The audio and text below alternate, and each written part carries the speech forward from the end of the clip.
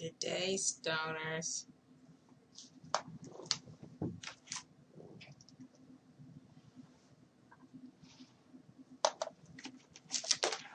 It's time to bake up with your girl.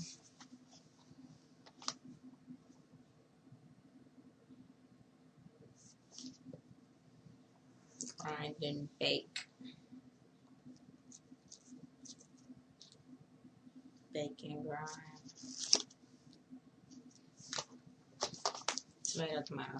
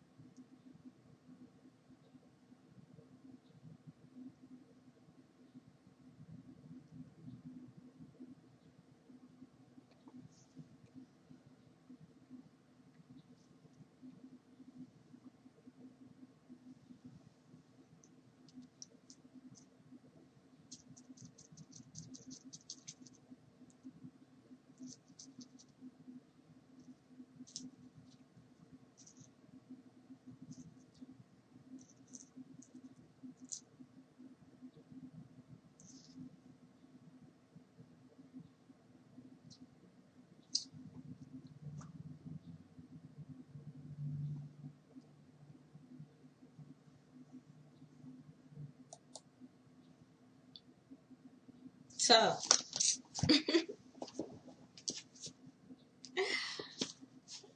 today is May 19th.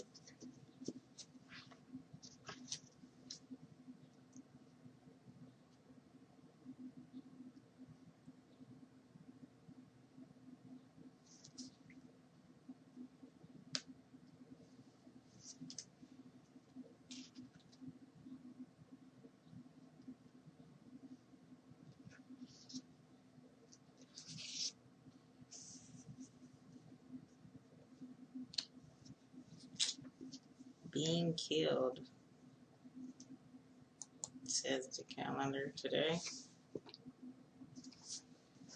Even if you're in the safety of your basement or living room, you still get the paranoid feeling that everybody wants you dead for one irrational reason or another. When you are in this situation, you don't have many options that don't involve being scared of everybody around you. However, if you are the friend of this murder victim, it says, your empathy will soon transgress to apathy after the murder victim starts ruining your own buzz with the negative vibes. The only situation is to smoke until you and your friend are allies against those deadly assassins. Alrighty then. If that's what you're dealing with, that's what you're dealing with.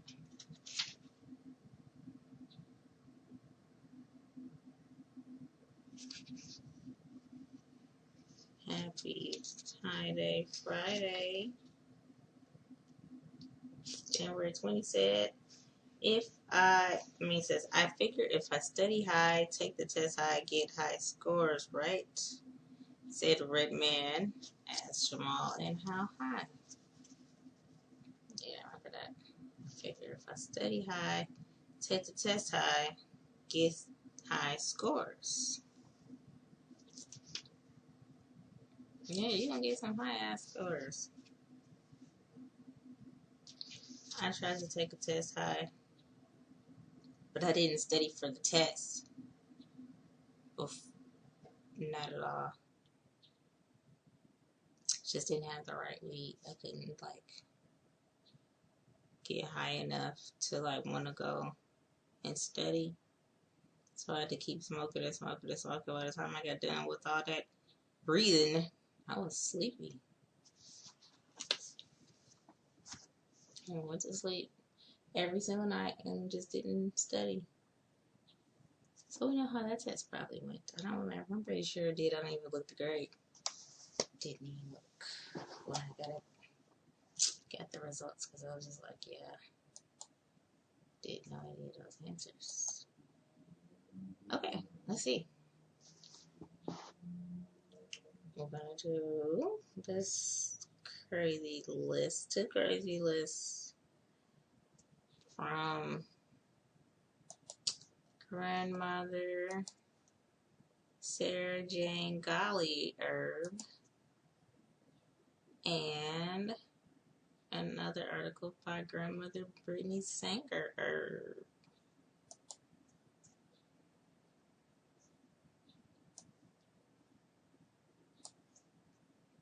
9 things we do when the weed runs out. What? Well, it's time to roll. I know, like, this is my thing. This is my new tray set. Like, if you get a big tray, you can get the big old giant raw one, and then the little old raw one, and then the little old raw one. But I just got one small raw one. I got the raw thing here. I don't get everything raw, but you can always do it like this. You don't have to have the whole set, but it is good to have the whole tray. The big tray, the medium tray, and the small tray for different parts, for different reasons. You'll figure it out once you get advanced, how it helps so much to have a bigger tray. And the bigger tray on top of, up under the bigger tray. It's weird, but it really does work. It's like having a bowl on top of a plate. Makes me like, what the fuck? Bowl on top of a teacup. I understood that because he always spilling. But this made me like, why would people do some shit like that? Why would you have 3 trays? Totally understand.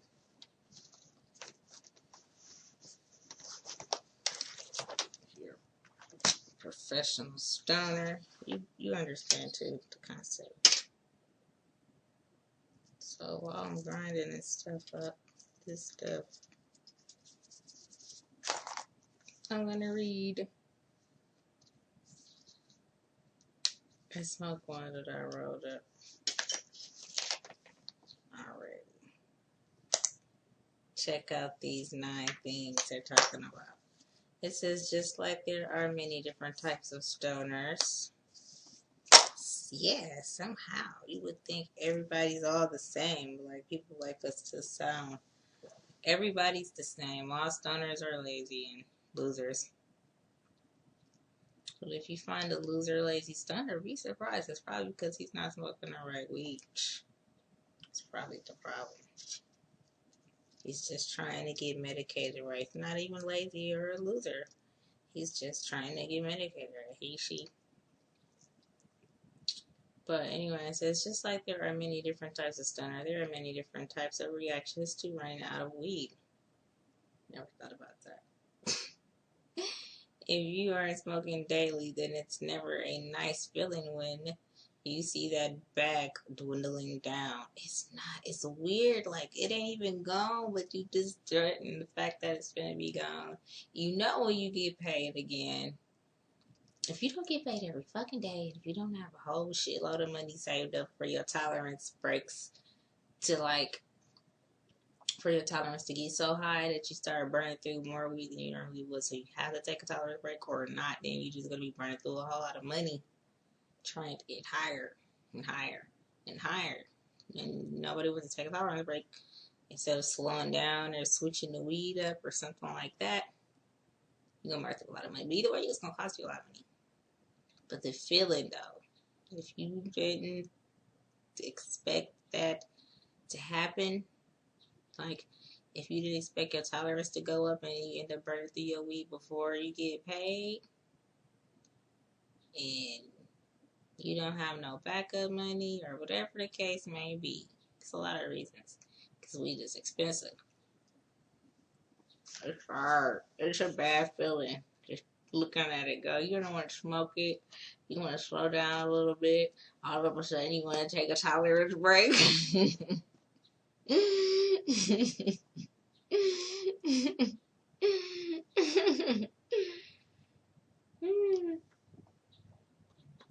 The struggle is real. No matter how much money you got, you're going to find a tolerance break. Eventually, it's going to hit your pocket too. That's when you're going to realize you need to take a tolerance break when it starts to hit your pocket. Wherever you started from, eventually, if you are not very careful, most owners be just trying to get medicated, right? So it's like hard to be like, I think this is just a temporary thing too. But let's read it now while it's still valid. But realizing it is completely empty is one of those life situations that has the potential to bring out the worst in people. Yeah. So some people regress to a temper tantrum and enter a stoner rage. Others get very, very creative in their desperation and find a solution. That's the best way to do it. Well, there are a plethora of ways to deal with having run out of weed. Here are 10 things people do when the bag of ganja is out! Exclamation mark. Number 1, we keep a bag of crumbs hidden for our own personal use. Everyone has been guilty of this at least once or twice, faking having forgotten a bag at home, and so having to smoke everyone else's weed. Or just plain hiding their weed under the pillow for no one else to see. Honestly, I've never done that. I've never done that. Ever.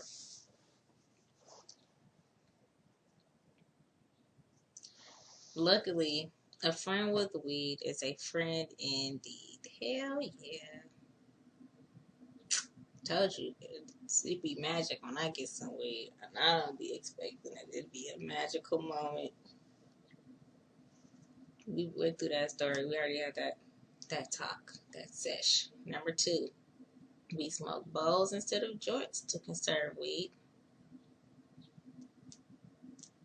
If that's the case, why you don't smoke bowls all the time? Makes sense to me. Made me want to switch up to bowls. I don't have a little pipe. I make my own pipes. I should just make me a baby pipe. My chillum cool. It just be falling out sometimes. I have to hold it up a certain way. I should make a baby pipe. I'm not going to buy a pipe as long as I can make them. I'll buy a big one. Even if they are a joint lover, they will compromise the smoking experience to be able to get high again. There might be 2 or 3 bowls in a joint. So why smoke once when you can smoke 3 times?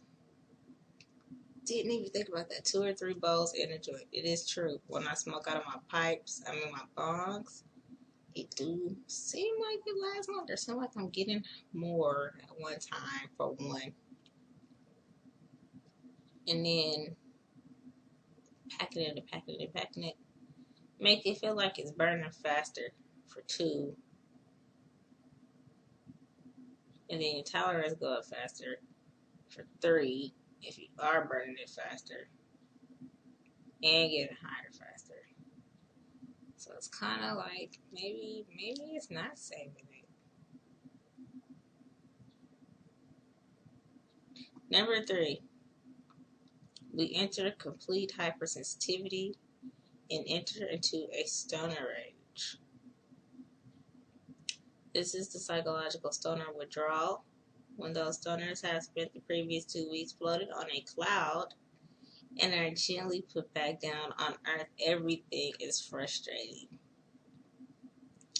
Entering hypersensitivity zone, where everything triggers the most incredible outrage.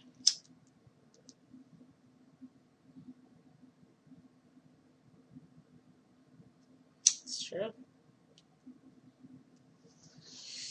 It's true. And you know what I do? If I have to go into a tolerance break, which is hard as hell, it's not the hardest thing in the world, though. It's not. You live through it. You live through it. People go through way worse withdrawals. So be grateful. I'm grateful that that our temper tantrums is as bad as it gets. Okay? But I go to sleep. Like, if I have to sleep the whole damn day away, I will. And then I don't be getting shit done on them days, no matter what the fuck happened. I could be in a meeting.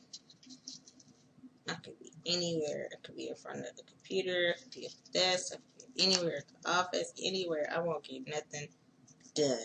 It's just as good as me being asleep.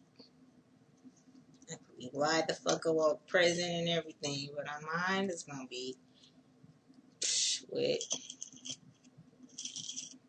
somewhere else, anywhere but right there. Probably be at Tomorrowland or yesteryear, thinking about when I had some weed, or on Facebook, looking at pictures of weed, or Instagram, looking at weed porn. Anywhere but present. Number 4, we scrape the hash off the edges of the grinder, and if I have to get present, whoa, you know it's for something really good or really, really negative. And if it's not me getting some weed good, it's just negative. It don't matter what the fuck else it is. It's negative. It's gonna be, bitch, get out of my fucking face. Whatever the fuck it is. I don't know what it is. If it's not my weed, it's gonna be, bitch, get out of my fucking face. Shit. That's how I'm gonna feel about it. So yeah. Number 4, we scrape the hash off the edges of the grinder. For hell yeah. I do that now. So motherfuckers start getting caked up. I guess because it's not going into the bottom like it should. I don't understand it. Or because I be clacking it together, trying to get it out. So it's going into the bottom now. He wasn't doing this before. Maybe because I was using my hand too much. Like a donkey.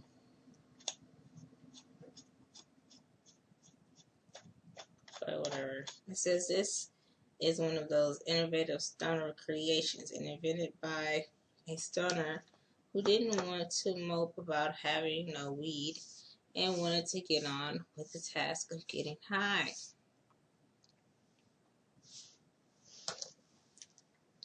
Well, scraping the sticky pieces of hash that accumulated on the edges of your grinder is a good way to get high when you have no weed.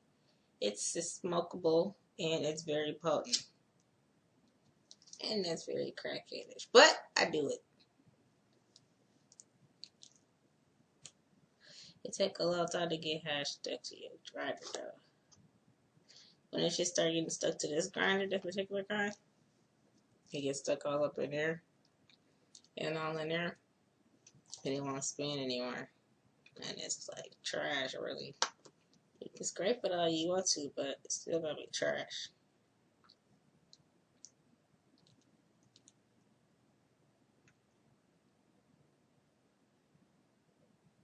And scrape, man, it's crackhead shit. That's what that is. Period. Number 5, we moan about how low they are on weed to attract sympathy weed donations from their friends. Shit. Wouldn't that be nice? See, I don't have any friends like that here. I don't have any buddies in the state. If I had some buddies in the state, man. Vegas is different. The bitches in Vegas are different. Different than anywhere in the world. That's all I can say.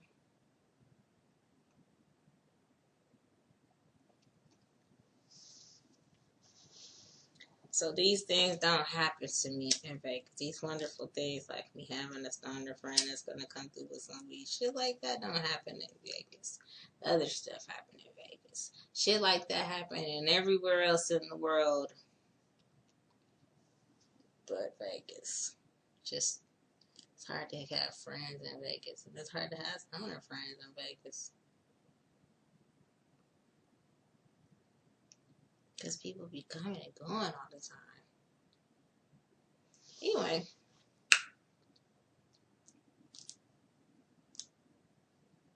It says all their friends are stoners and they know that all their friends have weed type shit. I ain't gonna know that, but you guys, if you are lucky enough to have friends like that, be grateful.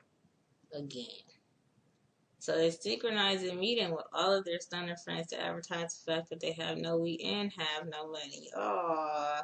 If I had a friend like that, I'd be like, "Aw, here, buddy, on my life." I'd share. It'll work. It would work on me. It says sometimes it works, sometimes it doesn't. That their friends donate weed in an act of sympathy. Fuck yeah, man. Fuck hell yeah. Nobody likes to be low, ever. Actually, when I did have a buddy close, we smoked every day together. Every single day.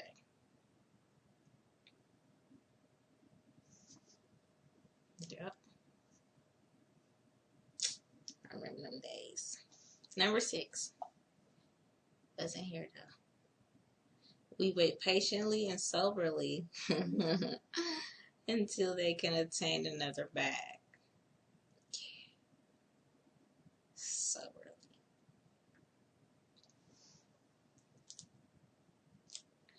This is probably an unlikely event. Okay. I was thinking about Sophia. Patiently. Soberly. Like, just like this picture of this dog just chilling, like, yeah. Huh? What am I gonna eat? Like, yeah. What are you doing? That's what the picture of the dog looks like. It's like just chilling, like, whatever. It's not a big deal. Have you ever met a chronic stoner who just wait patiently in a sober state until payday to obtain another bag of weed? It says, well, maybe it's possible. It is definitely an option.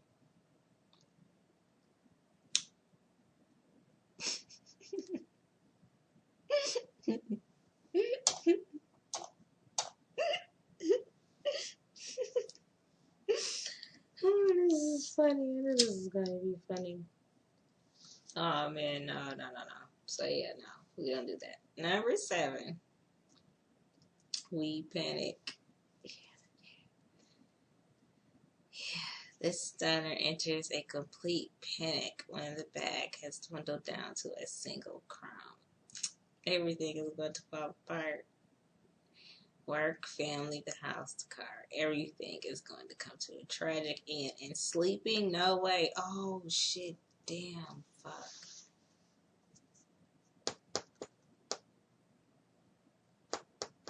No sleep for a couple of days. But you gotta force it. You gotta liquor.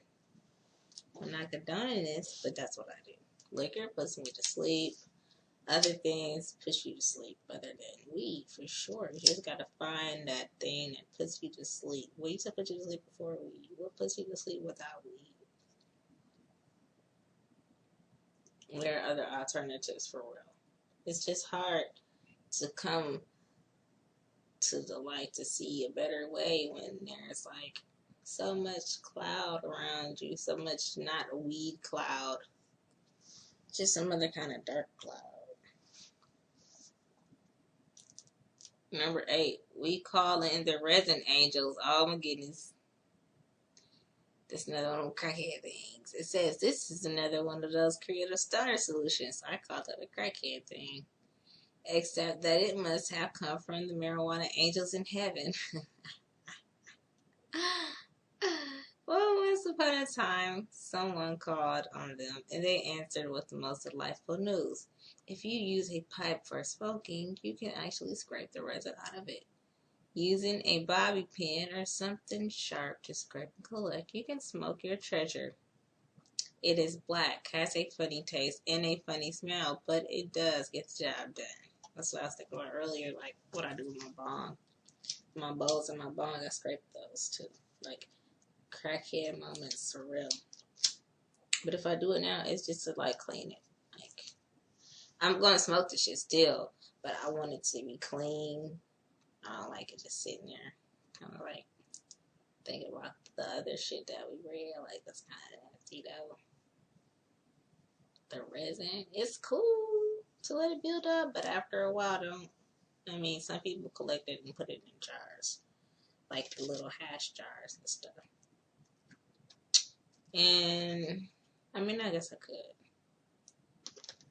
I just don't know if I'm gonna be able to sit there and watch it build up before I smoke it. And if that's gross, not too sure. Think about it. Number 9, we go out and they buy more weed. Well, this is the smartest and easiest solution. Don't panic. Don't resort to smoking the remains of what you have already smoked. Just call your dealer or call a friend and buy some more weed. That was easy, wasn't it? Tell us what you do when you run out of weed.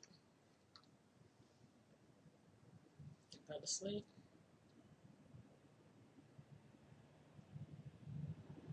Yep. Keep the roaches. Some people say keep the roaches. Coffee grinder.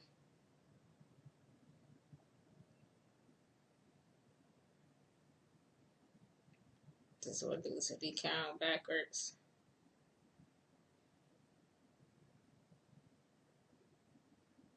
Somebody said they hook up their friend. They hit their friend up. I said I went to sleep, man.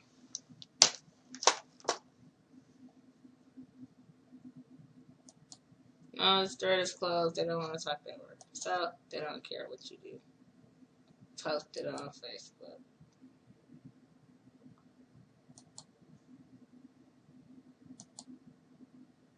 Oh, this was from 2016. That's why.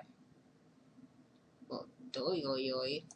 But anyway, you can read it. 21 surprising things men say about women who smoke weed. This is a new article, kind of. This came from April.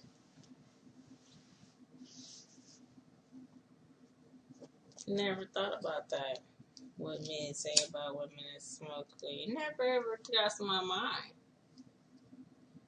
Okay. Well, it says it's 2017 and men, children, and women, and even dogs are benefiting from this fantastic plant. You know, it's cannabis. It's true, though. And believe it or not, dogs aren't the ones receiving the strangest reactions from people when they find out they get down with the ganja. That's funny. It says, nope, it's women. For some reason or another, men have a lot to say about women who smoke pot. Recently, Kindland and Blue conducted a survey of women to determine how guys react to lady smokers, and their responses are amusing. Here are 21 things that men say to women that smoke weed. Number 1, a turtle named Bothered. It says, I dated a guy who told me I was lazy because I smoked weed. He was literally the laziest person I've ever met. He bought a turtle and named it Bothered. As in, I can't be bothered to take care of it. It died 2 weeks later. Oh my goodness. Carly Mantilia, 31 comedian. That is so funny.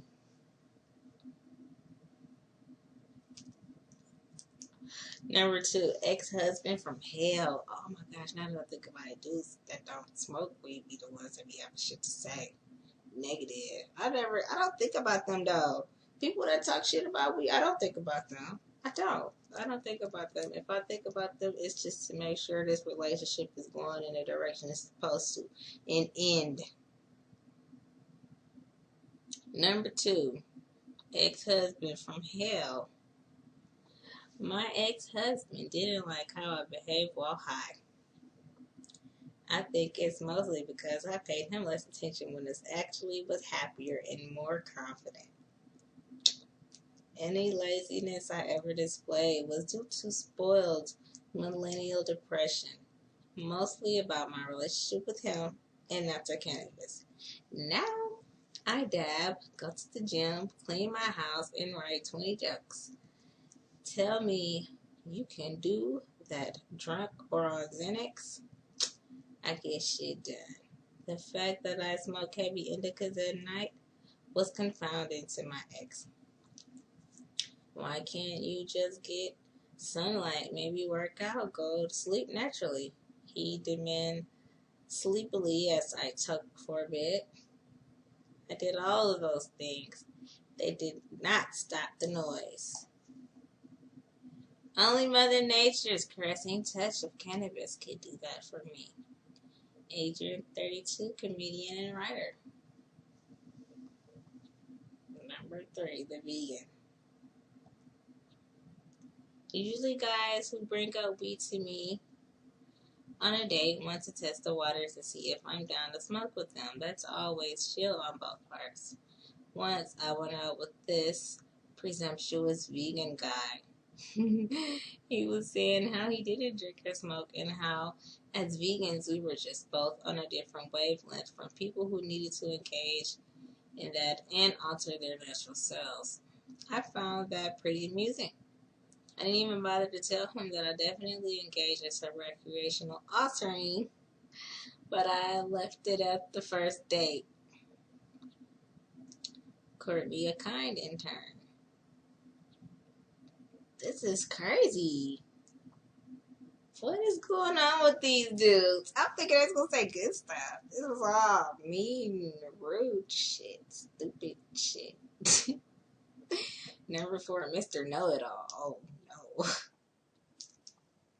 I really dated a guy in college who, when I got sick and lost my voice over Christmas break, told me that I should probably stop smoking so much weed. Oh, no. I told him he should probably stop texting me.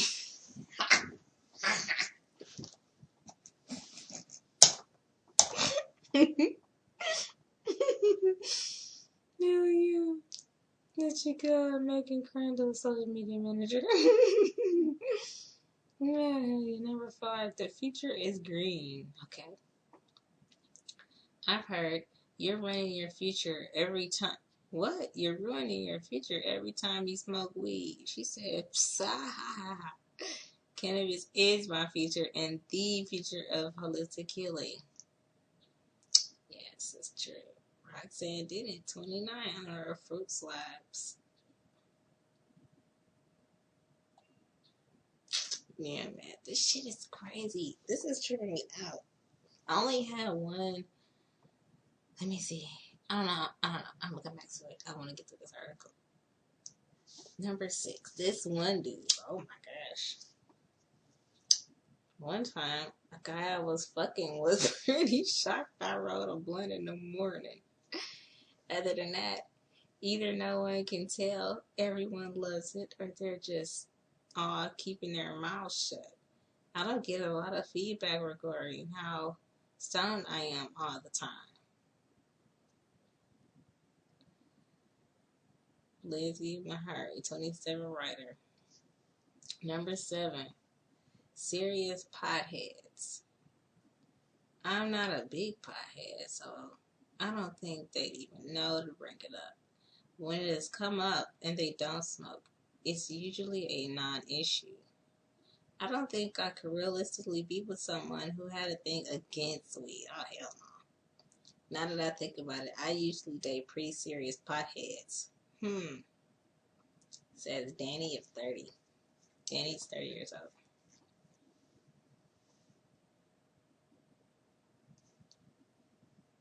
That's so funny.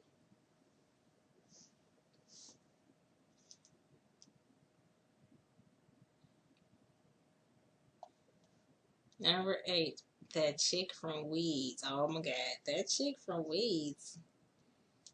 Have not gotten any negative comments as I mostly vape in private. That said, what I constantly get, which has become so cliche, is, oh, you are like that chick from Weeds. You are just like her.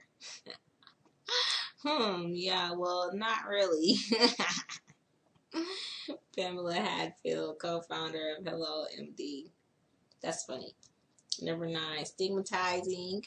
Men have said that I'm lazy and I'm slow and my memory is fucked.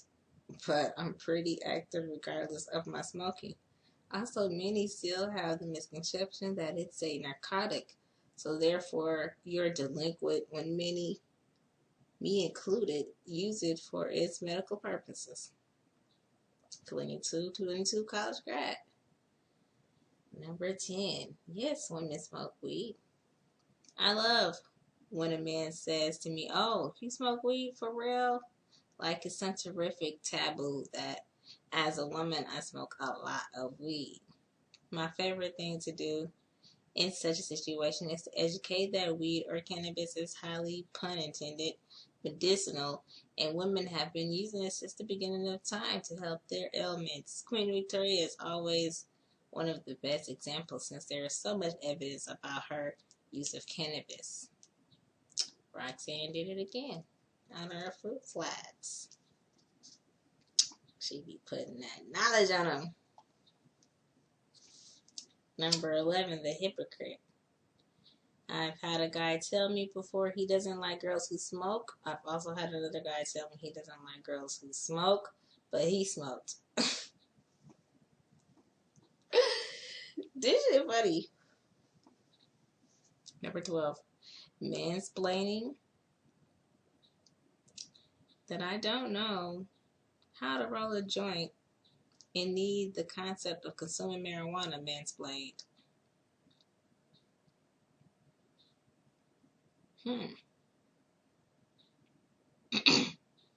Number 13, no weed, no date.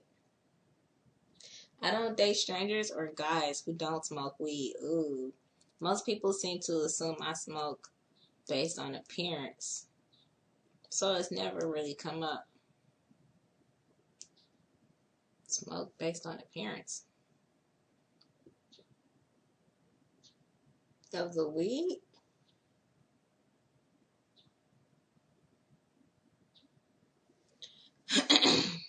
Alright. Number 14. Too precious to be a pothead.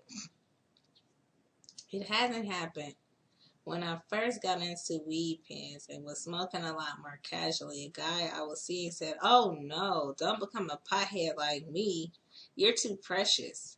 I just gave him a blank face.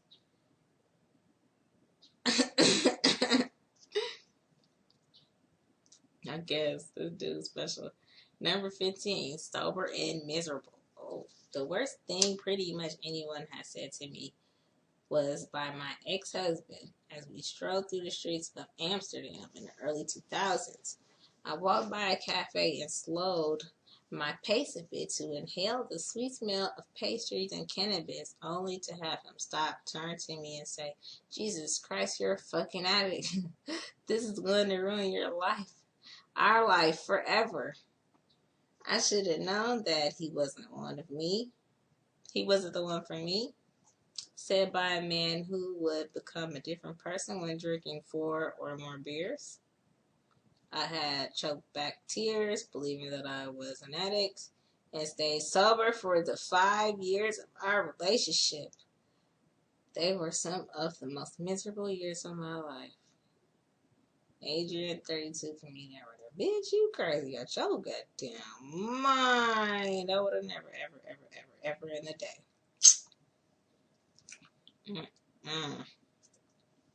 Number 16, Macho Man.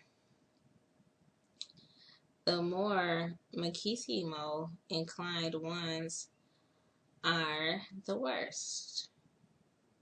Weed is no different than sports in their mind. It's a man's game. Just like a girl will get grilled on betting stats the second she mentions she likes baseball. These guys will try to prove you a fraud, try to discount you by grilling you on a ridiculous stoner minutia.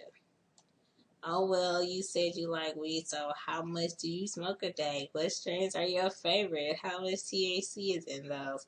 Where is it grown? Who is the third cousin of the dispensary owner? See, I knew you didn't really smoke that much. People crazy.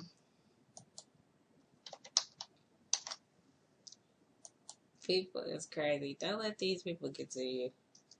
Number 17, mixed reactions. Guys who smoke weed are generally pretty excited by my weed smoking. Guys who don't smoke weed don't love it because I do it a lot. As for stereotypical stuff, maybe just asking if I'm high when I do something dumb or am being weird at a party. Yeah, that would be annoying. Like, don't do that to me. The fuck on my face.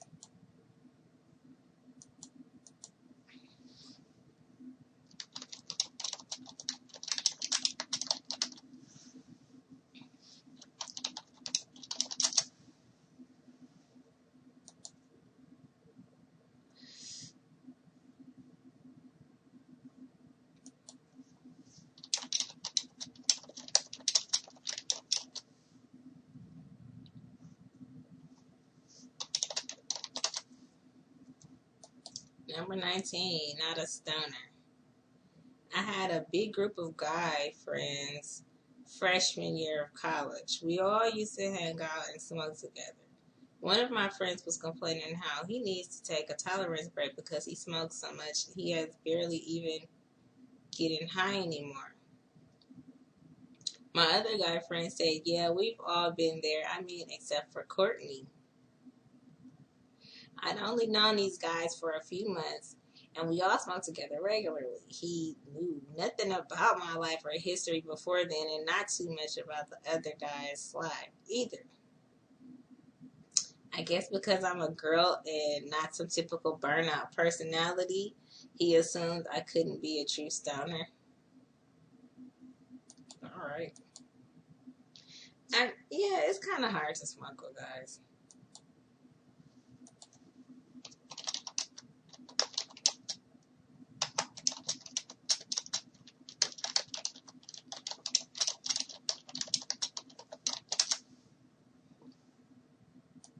Because it'd be like, they always be trying to make you smoke some shit you don't want to smoke. Number 20, sexism. I think this is the one, what I just said. My favorite is when men make the assumption that because I'm small and a woman, oh yeah, that I must smoke weak weed. Yeah, I guess. I actually have a really high tolerance and prefer to smoke heavy indicas. I don't prefer to smoke heavy indicas, but I do. It's like sometimes I need that boost. The other thing I get a lot is that I don't actually know anything about weed because I'm a woman. Surprise, I probably know more than you do. I think this misconception that women who work in the cannabis industry are only there to be eye candy is the most offensive thing I've been told about my involvement with cannabis. Well, it's good to be eye candy in there. Shit. All the pretty weed bitches. Why wouldn't you want some human bitches in there? To be like making the weed look even prettier and making you look prettier. Like y'all can compliment each other. What the fuck is wrong with that? But whatever. There's been a pattern of sexism in the cannabis industry for a long time, so I consider myself lucky to work somewhere that actually empowers women to be leaders in the industry. Here we go. These chicks want to be men. Obviously, there's still a few men who come in and say that they prefer for a guy to help them because, for whatever reason, they perceive men as knowing more about cannabis. But it's those men who are missing out on my knowledge. I'm not missing out on anything, but not by not interacting with someone who doesn't value my input and intelligence to begin with. Social media manager chick.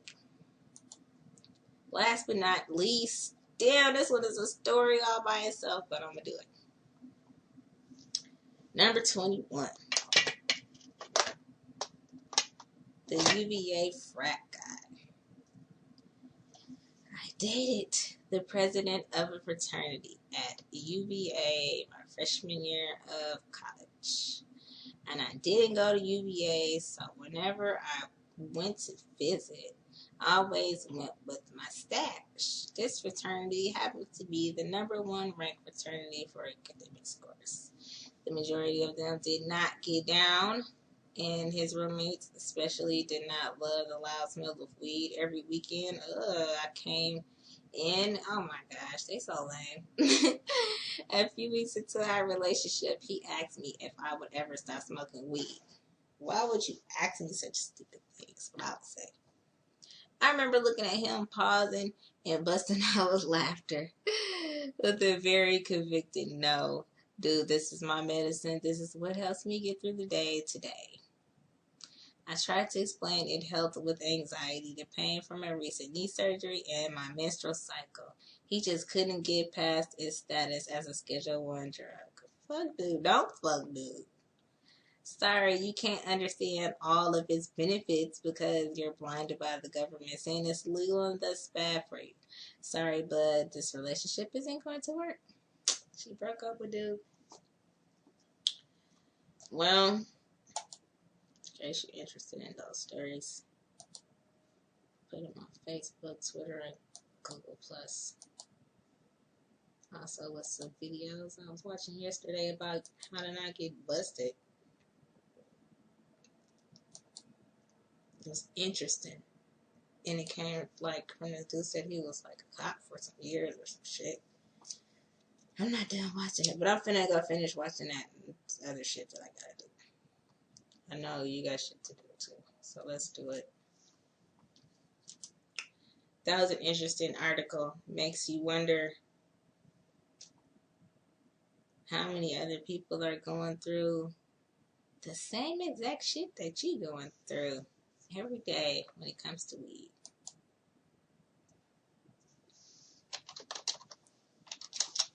So thank you all for picking up with me.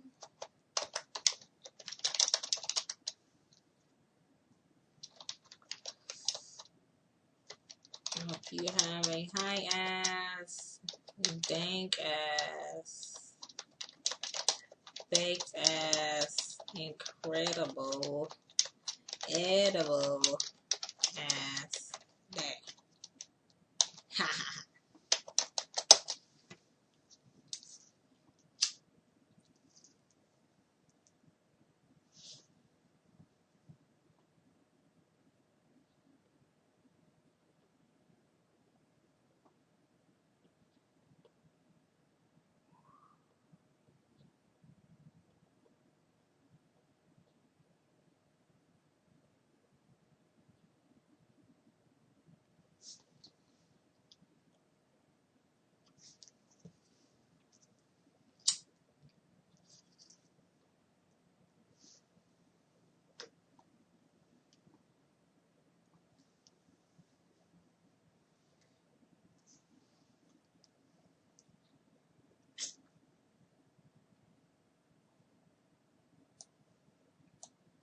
Until tomorrow.